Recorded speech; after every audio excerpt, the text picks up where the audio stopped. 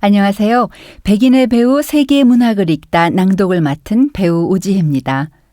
제가 읽어드릴 작품은 춘타오라는 제목의 중국 단편 소설입니다.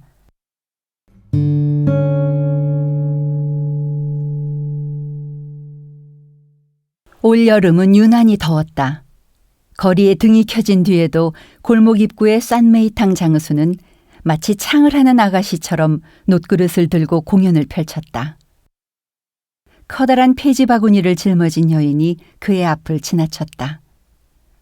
너덜너덜한 밀짚 모자에 가려 얼굴은 잘 보이지 않았지만 싼메이탕 장수와 인사를 나눌 때 그녀의 눈처럼 하얀 이가 훤히 드러났다. 그녀는 어깨에 진 짐의 무게 때문에 허리를 제대로 펴지도 못한 채 그저 낙타처럼 한 걸음 한 걸음 장엄하게 자신의 집 대문을 향해 걸음을 옮겼다. 대문을 들어서면 작은 마당이 나왔다. 그녀가 사는 곳은 무너지고 남은 곁의 두 칸으로 마당의 대부분은 깨진 기와 조각과 벽돌 부스러기가 차지하고 있었다. 대문 앞에는 막을 지어 오이를 심고 옥수수도 몇 줄 심었다. 창문 아래로 마냥옥 10여 포기도 자리를 잡았다. 썩은 들보 몇 개가 오이막 아래에 놓여 있었다. 그곳이 아마도 그녀의 집에서 가장 고상한 좌석일 터였다. 그녀가 대문 앞에 도착하자마자 집안에서 사내 하나가 튀어나와 그녀의 어깨에서 무거운 짐을 내려주었다. 색시, 오늘은 늦었네. 그녀는 몹시 의아해하며 사내를 바라보았다. 무슨 뜻이에요? 색시를 얻고 싶어 정신이 나가기라도 했나. 색시라고 부르지 마요. 분명히 말했어요. 그녀는 집으로 들어서자마자 너덜너덜한 밀짚 모자를 벗어 문 뒤에 걸고 물 항아리 옆에 놓인 작은 대나무 바가지로 연거푸 물을 퍼서 숨도 쉬지 않고 들이키고는 이내 입을 쩍 벌리고 오이막 아래로 가서 대바구니를 옆으로 밀어놓고 썩은 들보에 자리를 잡고 앉았다. 사내의 이름은 류샹가오. 여인은 나이가 사내와 크게 차이가 나지 않았다. 둘 다 30 남짓이었고 여인의 성도 류씨였다. 샹가오 말고는 누구도 그녀의 이름이 춘타오라는 것을 몰랐다. 이웃 사람들은 그녀를 폐지 줍는 류씨 아줌마라고 불렀다. 그녀는 종일 거리와 골목의 폐지 더미를 헤매며 생계를 꾸렸고 이따금 길거리를 돌며 폐지를 성냥으로 바꿔드려요 하고 외치기도 했다. 아침부터 날이 저물도록 뜨거운 태양과 차가운 바람 속에서 흙먼지를 마시지만 타고난 깔끔함 덕에 여름이든 겨울이든 매일같이 집으로 돌아오면 세수를 하고 몸을 씻었다. 그녀를 위해 목욕물을 준비하는 사람은 늘 샹가오였다. 샹가오는 시골의 고등소학교 졸업생으로 4년 전 고향에 발생한 전란으로 가족이 모두 뿔뿔이 흩어졌다. 그는 피난길에서 마찬가지로 피난 중이던 춘타오와 만나게 되었는데 두 사람은 수백 리를 함께 이동하다가 다시 헤어졌다.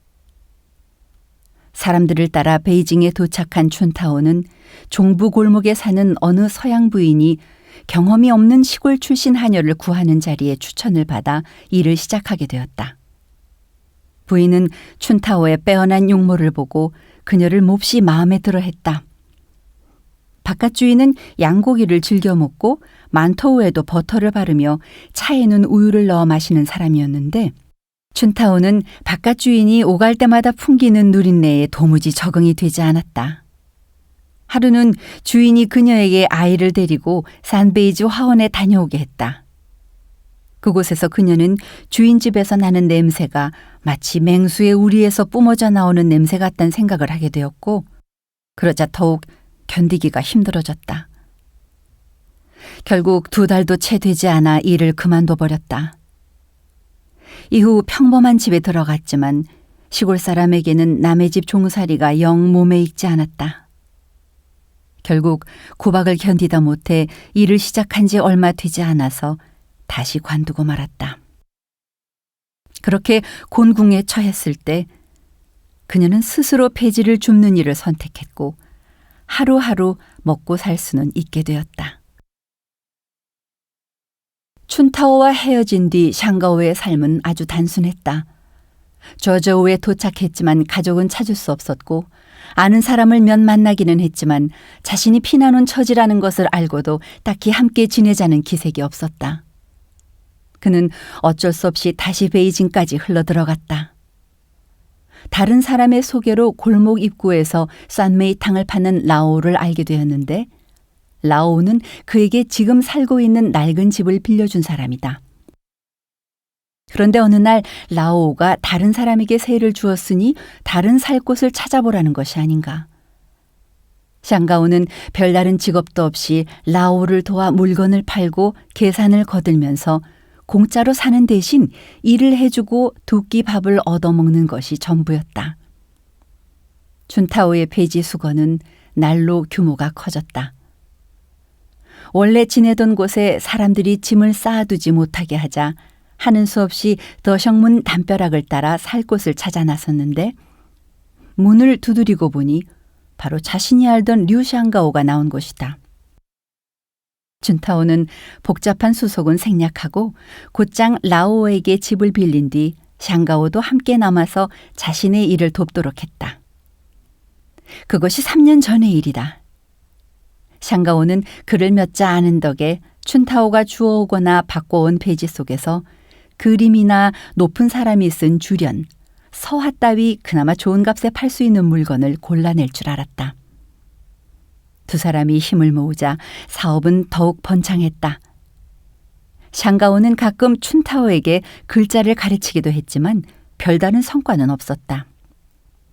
샹가오 본인이 아는 글자도 썩 많지 않다 보니 뜻풀이는 더욱 어려울 수밖에 없었다.